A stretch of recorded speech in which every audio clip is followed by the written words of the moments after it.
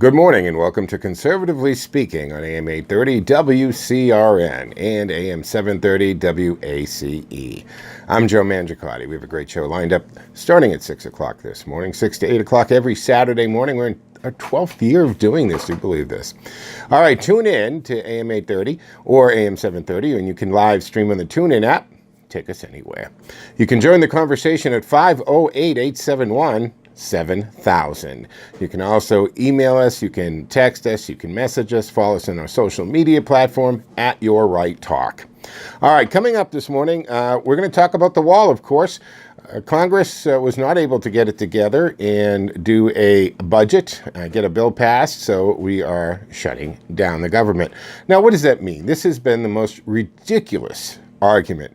We're talking about $5 billion out of a multi-trillion-dollar budget. We're talking about a percentage of a percent of money here, and it's not about the money.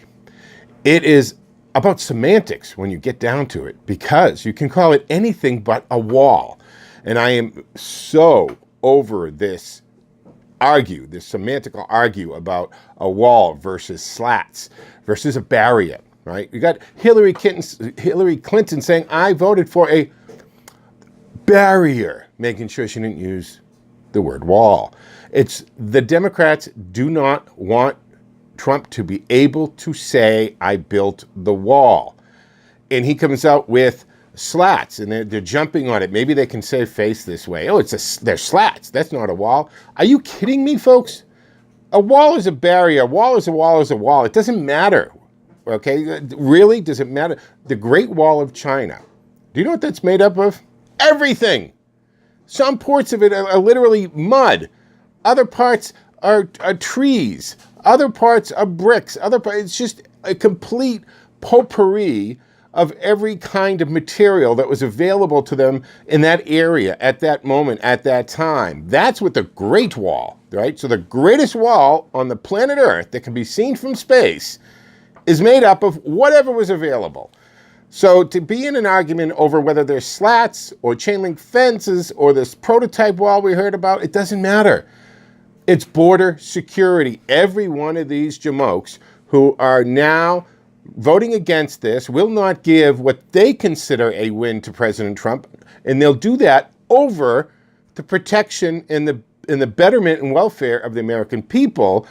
Will they vote against it? They all voted for it before. They voted money for walls and barriers before. They voted money for border security. Chuck Schumer, Obama, Clinton, they're all saying how important it is to have a controlled entrance into this country.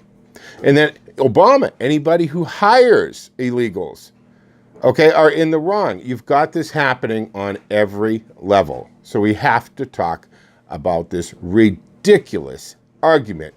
It's stupid on its face, and if anybody is just paying a fraction of an attention to this, they see through it. It is about not giving Trump any kind of win. Yet, we see the Criminal Reform Act go into law, into effect in the last couple of days.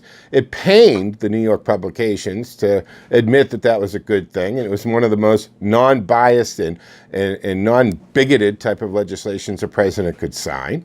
All right, so we'll talk about that. They just cannot give this guy a win no matter what. And I'm not saying that Trump is never wrong and he can't be a buffoon sometimes, but, you know, to just go out of your way, you know, he rents so much space in everyone's head, doesn't he? Right? Every day, they wake up wanting to figure out how can we make him look bad. So we'll be talking about the wall, but we'll also be talking with Chris Pinto from Massachusetts Gun Rights. He's going to join us in hour 2 at 7 o'clock.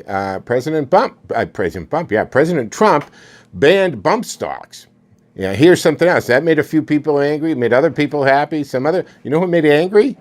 The Democrats who wanted the bump stocks are angry because it's Trump who banned them and got away with it.